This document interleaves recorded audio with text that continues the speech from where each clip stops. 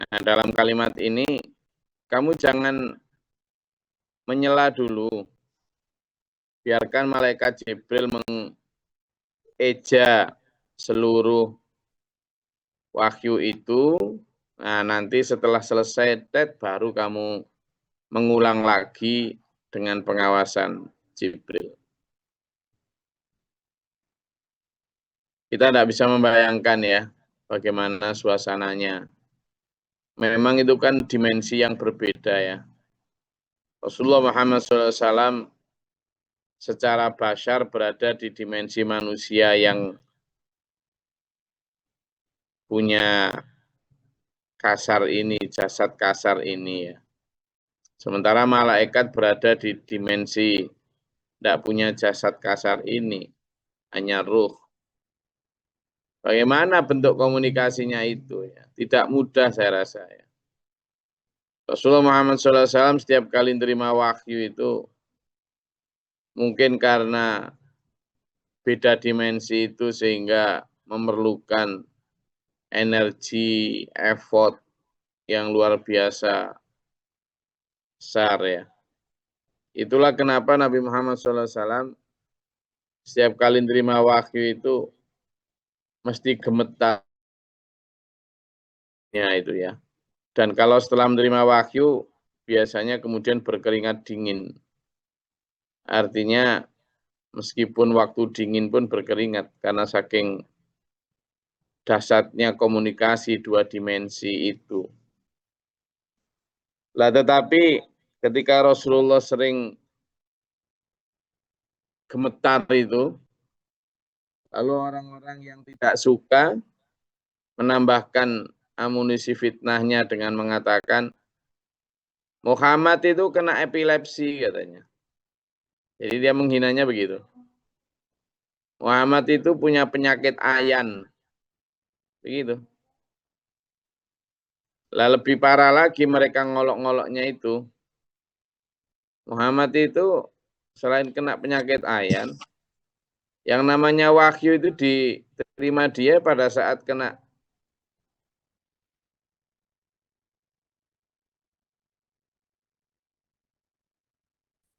dia menganggap bahwa Nabi Muhammad SAW ketika gemetar sampai berkeringat dingin itu karena penyakit ayan oleh orang Mekah saat itu begitu.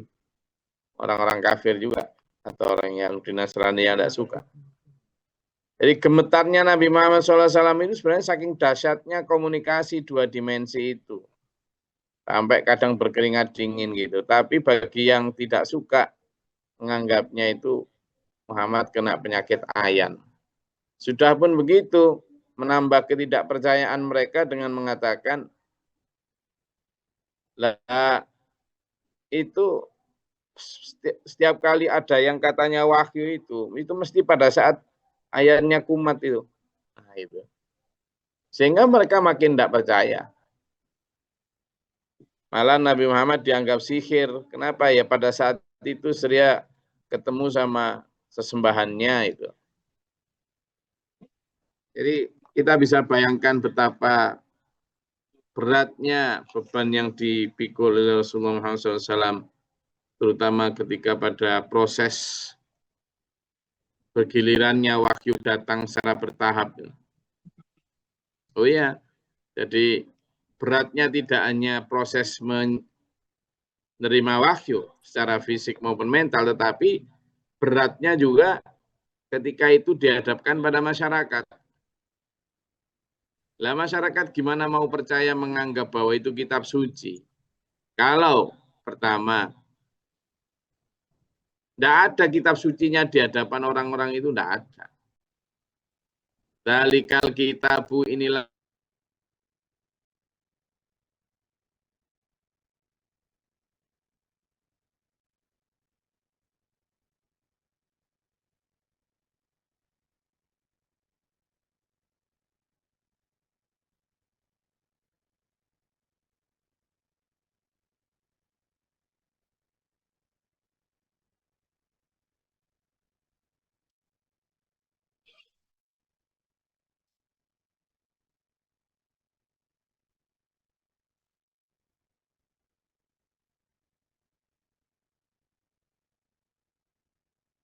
Mati, Gus.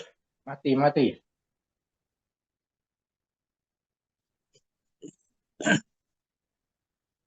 Muhammad tidak bisa baca tulis. Gimana Muhammad mau menyampaikan kitab? Itu malah nggak percaya lagi. Terus yang ketiga, dianggap bahwa Muhammad ketika menerima wahyu itu mesti pada saat ya itu tadi sakit, kena ayan.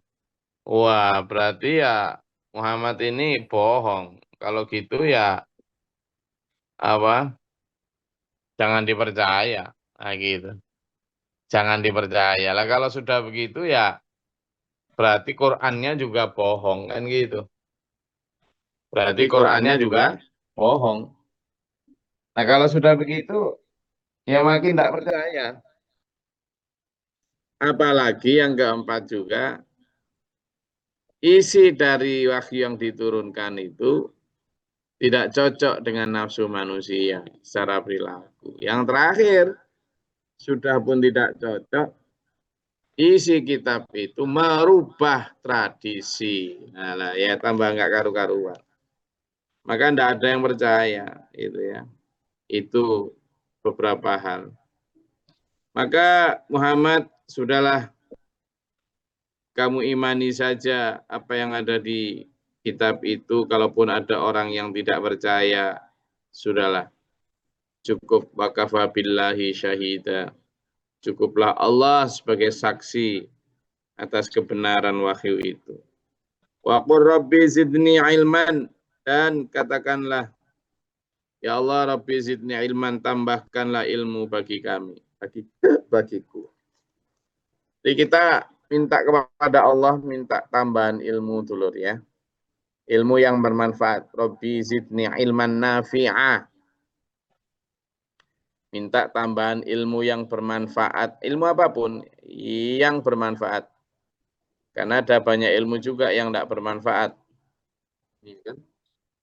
Ilmu apa yang tidak bermanfaat? Ya ilmu sihir juga tidak manfaat. Ilmu apa lagi yang tidak bermanfaat? Keahlian mencuri juga tidak bermanfaat. Keahlian korupsi juga nggak bermanfaat. Ada ilmunya itu. Ilmu korupsi itu ada.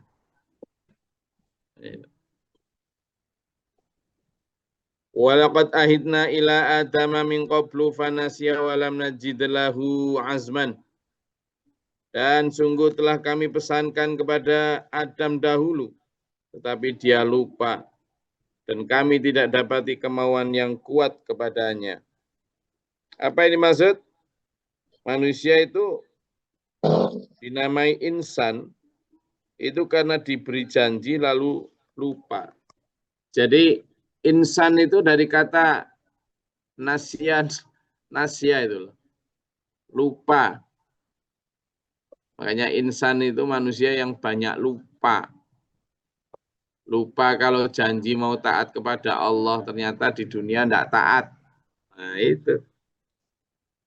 Jadi kalimat insan, kenapa kita dikasih nama manusia? Al-insan, nasia, dari kata nasia itu loh. Apa? Lupa. Makanya manusia banyak lupa, sering lupa. Al-insanu mahalul khata' wa nisyan. Manusia itu tempatnya salah dan dosa. Lupa, salah dan lupa. Wa nisyan itu lupa. Termasuk lupa terhadap janjinya. Ahidna, janji yang kami janjikan. Apa janjinya? Ya kamu taat kepadaku, kamu tinggallah di surga, tapi jangan makan buah itu, kan gitu. Kamu tinggallah di surga, tapi jangan makan buah itu, kan gitu. Makan apa saja boleh, tetapi jangan dekati pohon itu. Sudah begitu. Iya. Malah khawatirnya, coba dibuka di Quran surat Al-Baqarah ayat 35. Ada banyak ayat itu ya, tapi Surat Al-Baqarah ayat 35, coba dibaca.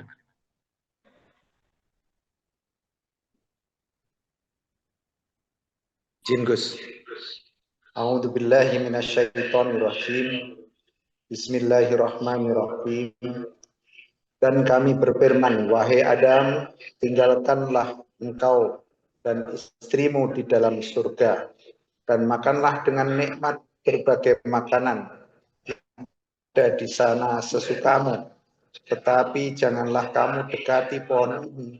Nanti kamu termasuk orang-orang zalim. Shadaqallah. Nah, kan di sini sudah sebutkan.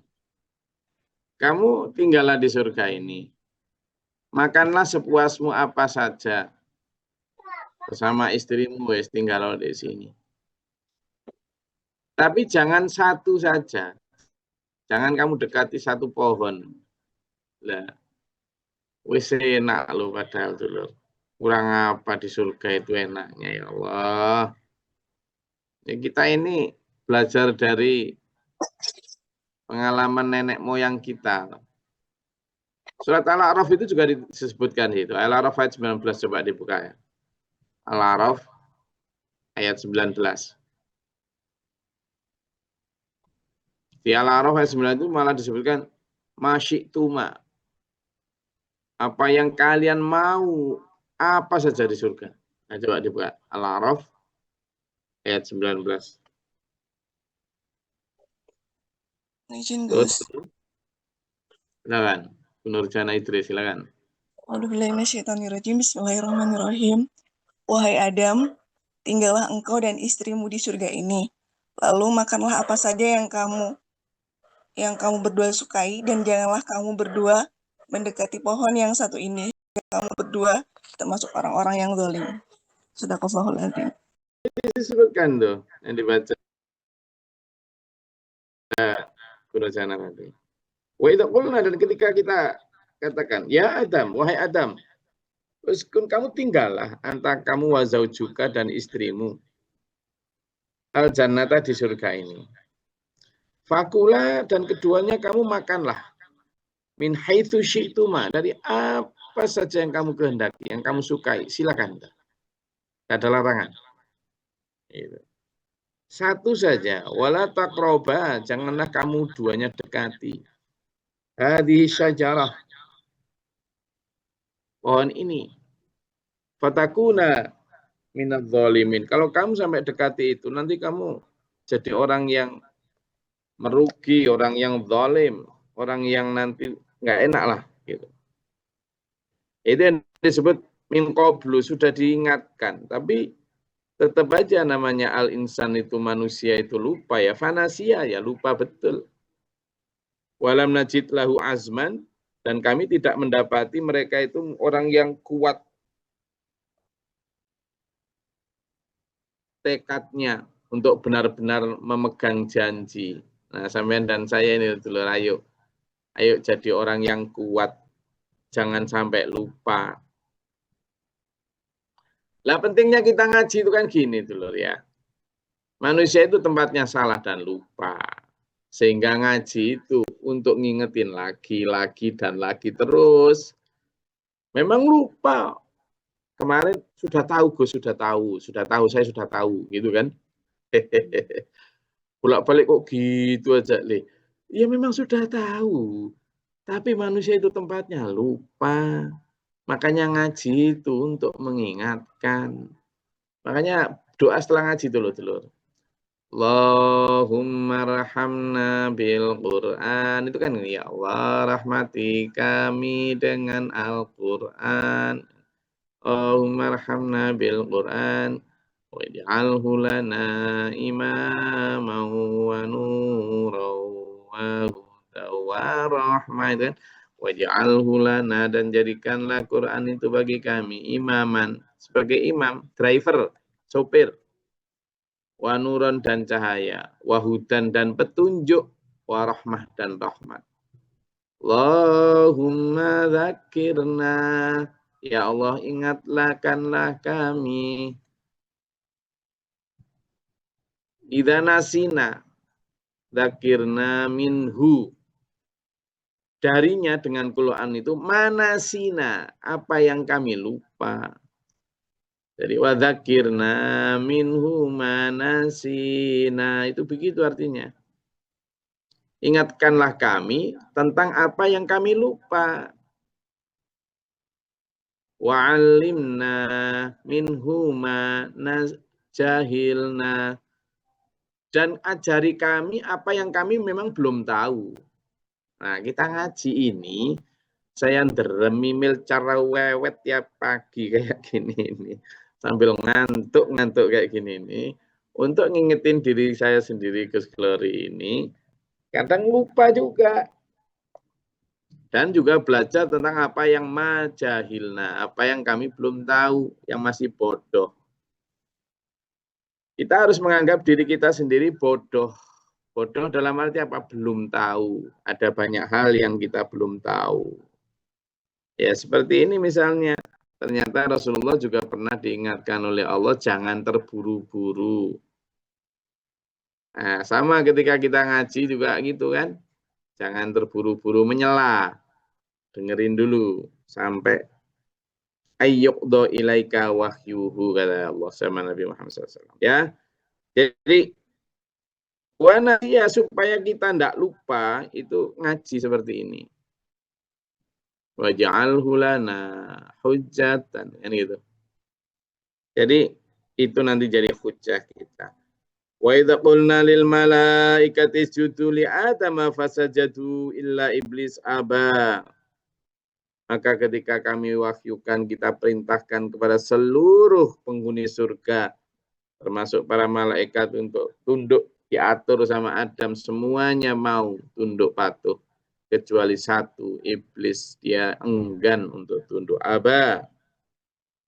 Ya sudah, kemudian di surat Al-A'raf, surat Al-Baqarah kita tahu ceritanya bagaimana itu ya.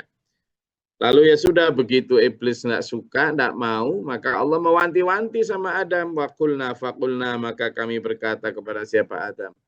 Ya Adam, wahai Adam, inna hadza aduwwun laka wa li zaujika. Kamu sudah tak wanti-wanti Adam, itu si iblis tidak mau tunduk sama kamu. Meskipun aku perintahkan, berarti dia juga durhaka sama aku, maka tak wanti-wanti. Dia adalah musuhmu dan musuh istrimu. Maka fala yukhrijannakuma minal jannati fatashqa. Maka janganlah sampai dia, setan iblis itu, mengeluarkan kamu dari surga. Jangan sampai. Nanti kamu jadi tercela loh ya. Jangan sampai. Masih ingat kan? Satu di antaranya, caranya jangan kamu dekati pohon itu. Jangan. Dan jangan kamu sampai mau tergoda. Jangan khawatir. Innalaka alla taju'a fiha wa la ta'ra. Kamu di surga nggak akan pernah lapar, nggak akan pernah nggak punya baju. Cukup kamu sudah, asalkan taat tadi. Ada jaminan di sana. Engkau tidak akan kelaparan dan tidak akan telanjang. Wa annaka la tadhma'u fiha wa la tadha. Dan kamu sungguh di sana tidak akan merasa dahaga dan tidak akan ditimpa panas matahari. Jelas. Ini saya aja baru baca ayat ini loh. Lah ini loh pentingnya belajar terus. Saya baru nih. Ternyata di surga itu Allah juga pernah menjanjikan bahwa kamu akan dicukupi semuanya asalkan taat. Coba kita baca ayat ini. Allah taju'a, innalaka Allah taju'a. Kamu tidak akan lapar. Ya kan? Fiha di dalamnya wala ta'ro, dan kamu tidak akan telanjang. Lapar ini kan tentang pangan. Ya kan? Tentang pangan. Berarti dijamin pangan. Ta'ro tentang telanjang berarti sandang. Wa annaka la tadma'u tentang dahaga berarti tentang pangan. Fiha di dalamnya wala tadha, dan tentang rumah. Kenapa? Karena tentang panas. Berarti sandang, pangan, papan sudah dijamin Allah asalkan kita taat. Ya, asalkan kita taat. Dan yang kedua, asalkan tidak berlebihan dari apa yang kita butuhkan. Sekarang ini, Nanti kita tarik pelajarannya di jam segini ya. Melek semua ya. Di 170 kok sekarang 167. Hilang-hilang, kasihan ini. Penting ini. Saya jadi nggak ngantuk ini. Pernah ketemu ayat yang penjelasannya mantap ini. Jadi di surga ternyata Nabi Adam sudah diberi jaminan oleh Allah. Sandangmu, papanmu, panganmu, atau dulu pangan, sandang, papanmu, dijamin oleh Allah. Sandang, ya, pangan, papan, pangan diwakili dengan innalaka alla taju'a fiha wa anna la tadhma'u fiha. Kamu tidak akan kelaparan dan kamu tidak akan kehausan di dalamnya. Jadi innalaka alla taju'a fiha wa annaka la tadhma'u fiha. Tidak akan kelaparan dan tidak akan kehausan. Berarti pangan dijamin. Lalu wala ta'ra, dan kamu tidak akan telanjang. Berarti sandangnya dijamin. Wala tadha, dan kamu tidak akan kena panas. Berarti papan atau perumahan dijamin. Tetapi, nah inilah pentingnya, titik pentingnya di sini dulu. Tetapi asalkan semua kamu berdasarkan kebutuhan, jangan berdasarkan keinginan. Apa? Yaitu tadi di atas yang dibaca Bu Nurjana sama Pak Warso tadi. Surat Al-Baqarah 35 dan surat Al-A'raf ayat 19. Kamu boleh makan apa saja tentang pangan, ya kan? Tentang sandang, tentang papan, silakan. Wala taqraba hadhihi syajarah. Cuma jangan melampaui batas ini. Asyajarah itu ada yang memaknai tidak hanya pohon, tapi batasan. Asyajarah itu wet, aturan. Ada kalau orang Bali bilang awik-awik. Ada batasan, jangan melampaui itu. Don't cross the line. Itu. Berarti kalau kita lihat dulu di zaman sekarang, itu kita juga diberikan Allah. Kamu dikasih sama Allah. Kata Allah kan sudah jelas. Nahnu narzuquhum wa iyyakum. Kami yang memberi rezeki kalian dan juga anak-anak kalian. Nahnu narzuqukum, gitu kan? Wa iyyahum.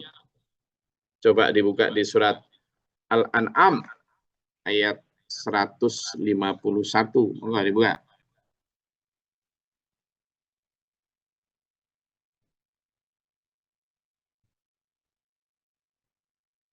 Al-An'am 151.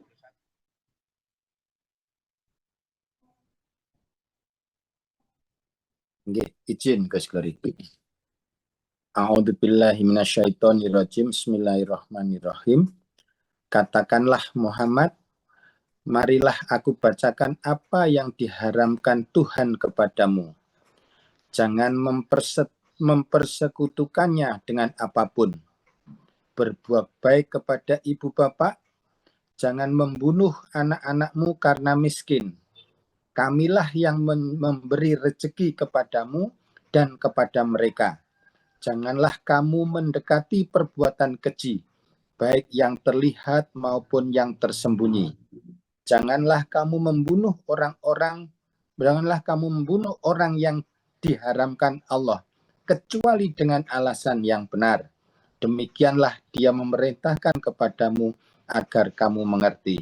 Shadaqallah. Jadi di ayat yang dibaca Pak Jo itu, singkat di tengahnya itu ada nahnu narzuqukum wa iyyahum. Kami yang memberi rezeki kamu dan mereka itu anak-anakmu itu. Jangan kamu bunuh mereka. Waktu itu kan memang ada khawatir kalau punya anak banyak nanti nggak bisa ngasih rezeki apa segala macam, kekhawatiran itu.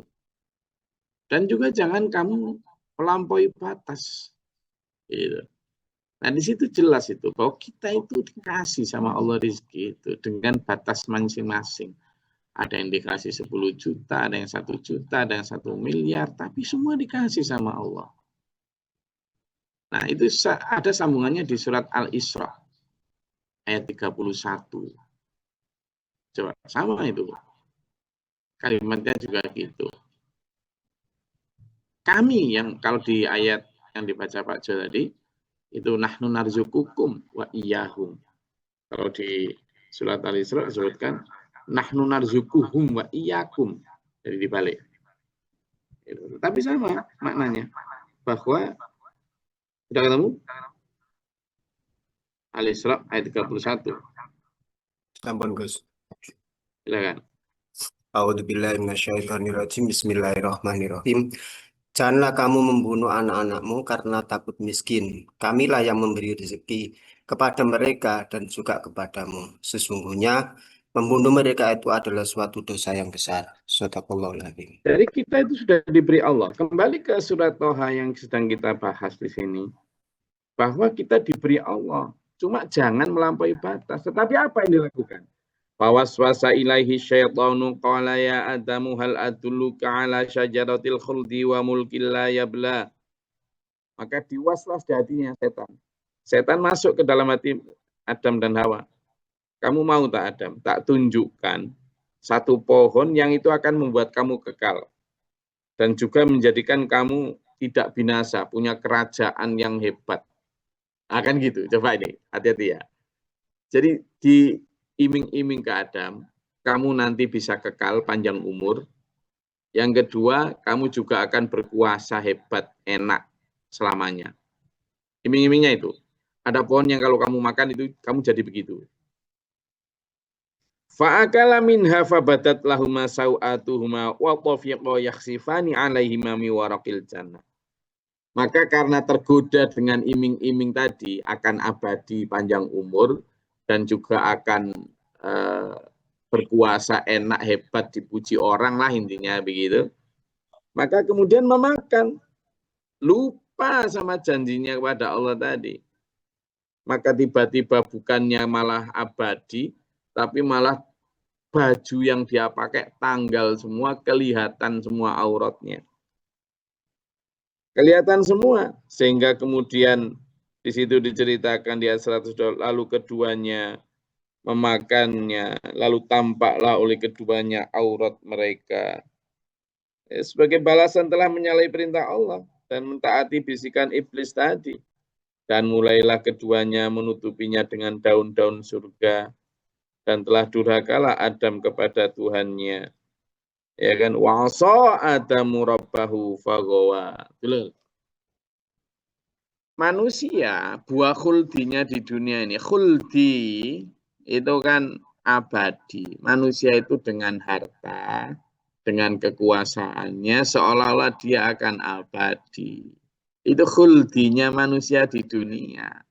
Nah, padahal di dunia manusia juga sudah diwanti-wanti Allah. Wahai anak Adam, gitu kan, janganlah sampai kamu terperdaya, kan gitu. Terperdaya oleh setan seperti sebagaimana ya, janganlah kamu terperdaya setan sebagaimana dahulu mereka telah memperdaya orang kedua nenek moyangmu. Gitu. Sudah diwanti-wanti kita itu. Coba dibuka di surat Al-A'raf ayat 27. Al-A'raf ayat 27. Monggo.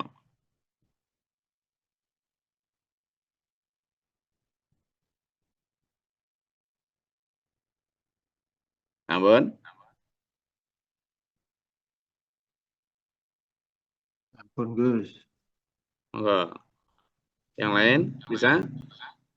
Siapa tadi? Gus. A'udzubillahi minasyaitonirrajim. Bismillahirrahmanirrahim. Wahai anak cucu Adam, janganlah sampai kamu tertipu oleh setan sebagaimana halnya setan telah mengeluarkan ibu bapakmu dari surga dan dengan menanggalkan pakaian keduanya untuk memperlihatkan aurat keduanya.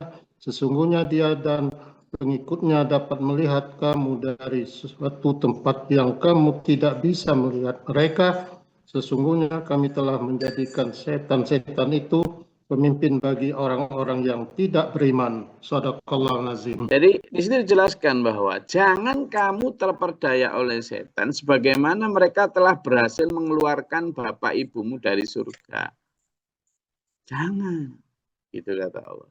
Nah ini kan dulu sudah diberitahu juga, Adam, jangan sampai mereka mengeluarkan kamu dari surga loh ya. Tapi fanasia, lupa.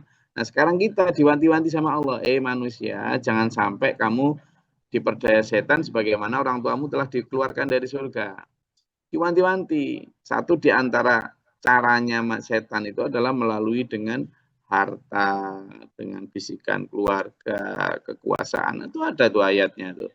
Silakan kamu wahai setan berkoalisi dengan harta, dengan anak, dan ada itu. Nah kita harus hati-hati. Tapi ya kebanyakan manusia lupa. Kalau sudah lupa, maka itu kemudian alhaakumut takatsur hatta zurtumul maqabir. Permegah-megahan kamu lalu melalaikan kamu. Sama dengan al-humazah tuh. A'udzubillahi minasyaitonir rajim. Gitu kan? Wailul likulli humazatil lumazah. Celaka orang yang suka mencela dan siapa mereka? Alladzi jama'a malau wa'addadah. Mereka yang mengumpulkan harta dan menghitung-hitungnya. Alladzi itu kan jama'a malau wa'addadah. Yahsabu anna malahu akhlada. Dia mengira bahwa hartanya itu akan akhladahu khuldi, mengekalkannya. Kala jangan sekali-kali begitu ya. Jadi di ayat ini kita diingatkan Allah, kasih sayang dari Allah supaya kita tidak terperdaya seperti dulu. Kenapa? Jadi gini dulu, kalau dulu pakaian yang terlepas dari Nabi Adam itu kan simbol ya, simbol dari sebuah ketakwaan. Ketika tidak taat, hilang itu pakaian itu. Nah di sini kita juga gitu. Kalau manusia sudah mentaati atau mengikuti kata hatinya yang sebenarnya tadi bisikan setan, tapi melihatnya seperti bisikan diri sendiri, maka hilang sudah. Libasut takwanya itu hilang. Tanggallah seluruh pakaian takwanya. Jadi kalau manusia sudah cintanya harta itu atau hibbunal mala hubban jamma, mencintai harta dengan berlebihan, ya sudah akhirnya tanggal semua pakaian takwanya itu. Diborgol, baju oren, kan gitu. Karena rebutan warisan, bunuh-bunuhan dengan saudara, naudzubillah min dzalik, banyak cerita-cerita. Karena harta, menipu teman, tawega banget, naudzubillah min dzalik. Ya kan? Dan ini yang jadi PR kita semua, supaya kita tidak terjerumus ke dalam di sana. Karena apa? Sama dengan surat Al-Baqarah itu sebutkan a'udzubillahi minasyaitonir rajim, asyaitonu ya'idukumul faqra wa ya'murukum bil fahsya. Setan itu mewaswasi di dalam hati kamu, takut miskin, takut ini, sehingga terjerumus ke dalam perilaku pelit, perilaku korupsi, fahsya. Ini telur yang harus kita hati-hati. Jadi khuldinya manusia di dunia itu ya harta dan kekuasaan. Hati-hati. Saya rasa itu kajian kita pada pagi hari ini. Ada yang mau disampaikan? Izin, Gus. Silakan. Assalamualaikum warahmatullahi wabarakatuh. Kalau menyimak di Gus di Quran Al-Isra 17 ayat 31, itu kalau meneliti orang-orang sekarang, termasuk saya ini, Gus, itu kan sudah terbelenggu oleh setan, Gus. Contohnya begini, mohon maaf, yang benar itu justru nenek moyang kita dulu sering bicara banyak anak banyak rezeki. Nah, banyak anak banyak rezeki ini kan seolah-olah orang tua kita dulu sudah tahu bahwa rezeki itu sudah diatur oleh Allah Subhanahu wa Ta'ala, punya jatah masing-masing. Artinya kan kalau banyak anak banyak rezeki itu kan benar, Gus.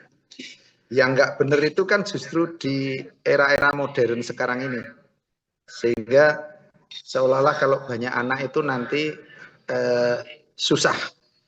Banyak anak sekarang biaya mahal dan lain sebagainya. Itu gimana, Gus? Apakah orang-orang sekarang itu sudah termasuk kena belenggu dari setan itu tadi? Matur suwun. Wassalamualaikum warahmatullahi wabarakatuh. Jadi sebenarnya konteks banyak anak banyak rezeki itu kalau dikasih Allah anak berapapun disyukuri, gitu aja. Jadi bentuk syukur itu rezeki itu, masalahnya kan sekarang definisi rezeki manusia itu disempitkan. Definisi rezeki itu disempitkan kepada angka dan benda-benda itu. Sehingga manusia kemudian tidak setuju dengan konsep orang tua zaman dulu. Karena ya itu tadi, definisi rezeki disempitkan pada angka dan benda-benda. Padahal yang dimaksud orang-orang tua zaman dulu itu banyak anak banyak rezeki. Rezeki itu bukan hanya angka dan benda-benda, tapi kebahagiaan, ketenangan, kerukunan, kebersamaan, kesehatan, kedamaian, kan gitu. Misalnya yang punya anak 1 atau 2, ketika dia nanti anaknya udah dewasa, gede, sepi loh. Iya kan? Ketika dia sakit, dua-duanya apalagi jauh. Tapi ketika punya anak banyak, zaman dulu mengartikan nanti kalau ini masih ada yang ini, itu dianggap sebagai rezeki. Sehingga pemahamannya beda tentang makna rezeki. Orang dulu nggak selalu benda dan angka, tapi sesuatu yang sifatnya tidak kasat mata. Yaitu tadi, sama sebenarnya dalam Islam juga begitu. Rizki itu tidak hanya bicara angka dan benda dari sejak dulu. Sehingga orang tidak takut, punya anak berapapun itu tidak takut. Yang kedua, juga karena standar sukses, standar bahagia itu sudah beda. Yang ketiga, standar hidupnya juga sudah beda. Dulu kan gitu, mangan nggak mangan asal kumpul misalnya. Itu kan karena memang standarnya itu nggak tinggi-tinggi. Nggak seperti sekarang, bahwa ini harus punya itu, sehingga kalau anak itu harus begini, harus begitu kan. Sekolah pun kan misalnya sekolah yang mampu dijangkau lah, nggak usah sekolah yang sifatnya gini, keren-keren dan sebagainya. Orang akhirnya berpikir beda juga untuk menentukan standar. Nah, Allah mengajak kita itu memakai standar yang itu tadi berdasarkan kebutuhan. Sehingga ini nanti bicara panjangnya adalah kepada KB dan lain sebagainya. Boleh saja kita mengatur kelahiran, itu boleh, ya termasuk KB. Asalkan niatnya jangan karena khawatir nggak ngasih makan, itu loh. Khawatir miskin itu nggak boleh. Nggak boleh, karena itu Allah ngasih rezeki. Tapi kalau misalnya KB karena kesehatan atau karena khawatir tidak mampu mendidik di tengah dunia dajjal seperti ini, nah itu boleh, nggak apa-apa. Karena kesehatan atau karena khawatir tidak mampu mendidik, maka kemudian ber-KB. Itu pun KB kemudian yang dibolehkan agama, yang tidak membunuh sama sekali. Misalnya vasektomi, tubektomi itu tidak boleh. Tuh. Tapi kalau misalnya sekedar KB yang susu, atau KB spiral, atau KB pel, atau KB tanggal, dan sebagainya, dengan tujuan-tujuan tadi. Supaya tidak termasuk dalam latak dulu auladakum. Jangan kamu bunuh anak-anakmu. Itu kan. Jadi kalau dulu bunuh kan jangan dipendem langsung, digorok gitu. Sekarang membunuhnya kan ketika masih jadi janin. Sehingga supaya tidak masuk situ, KB itu dibolehkan dengan batasan-batasan tadi. Terutama jangan sampai kita KB itu karena khawatir nggak punya makan. Karena itu berarti meremehkan Allah gitulah. Nah, tetapi memang makan dan sandang pangan papan tadi kembali kepada yang kita bahas tadi, yakni dengan batasan sederhanaan, dengan batasan sesuai kebutuhan, bukan keinginan, apalagi gengsi dan keterkenalan. Saya itu kajian kita. Ada bagian hari, jelas ya? Insya Allah kita lanjut besok dan selanjutnya. Dulur-dulurku semua, alhamdulillah, intinya kita ngaji Quran itu bismillah, Sampai hari ini benar-benar saya berusaha semaksimal mungkin agar connect dengan kehidupan kita sehari-hari. Bahkan cerita tentang setan di surga, waktu menantang Allah, cerita tentang Nabi Musa, semuanya saya berharap bisa connected terhadap kehidupan sehari-hari kita. Karena kalau nggak kayak gitu, nanti Quran itu hanya menjadi satu pelajaran di awang-awang. Sehingga saya berharap, ya doakan sajalah. Makanya saya kalau ada pertanyaan tambah senang, Pak, bagus. Karena kemudian membuka hal-hal yang belum saya terangkan. Makanya ini dulur-dulur yang mau bertanya silakan ya, di dalam setiap kesempatan itu bertanya, jangan dihalangi. Meskipun ya waktunya kita batasi untuk hari-hari berikutnya ya. Artinya ya karena waktu kita memang terbatas, tapi saya berharap ketika ada keinginan bertanya, misalnya hari ini belum bisa, lanjut besok dan seterusnya. Jangan pendam supaya justru nanti bisa menjadi ilmu bagi yang lain. Semoga bermanfaat, berfaedah. Allah merahmati kita menuju dalam siratal mustaqim. Amin. Allahumma shalli wa sallim barik. Allahumma ighfir lil mu'minina wal mu'minat wal muslimin. Allahumma hdina fi man hadayta wa afina fi man afayta wa lana fi man tawallayta wa barik lana fi ma a'tayta wa qina tabarak rabbana wa ta'ala alhamdulillah ma qadayta astaghfiruka wa atubu ilaik. Allahumma da'fana al-bala wal waba wa qadana muslimin min syarri. Rabbana wa la taj'alna fi qawmin zalimin Allahumma Rabbana mana faktubna ma syahidin Rabbana la tuzigh qulubana ba'da idh hadaytana wa anta maulana fansurna kafiran wa mansana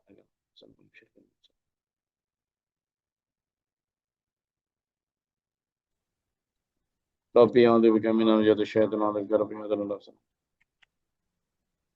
Allahumma ta'ala wa barakatika Allahumma anzilna rahmatan wa rahmatan wa rahmatan. Rabbana atina fid dunya hasanah wa fil akhirati hasanah.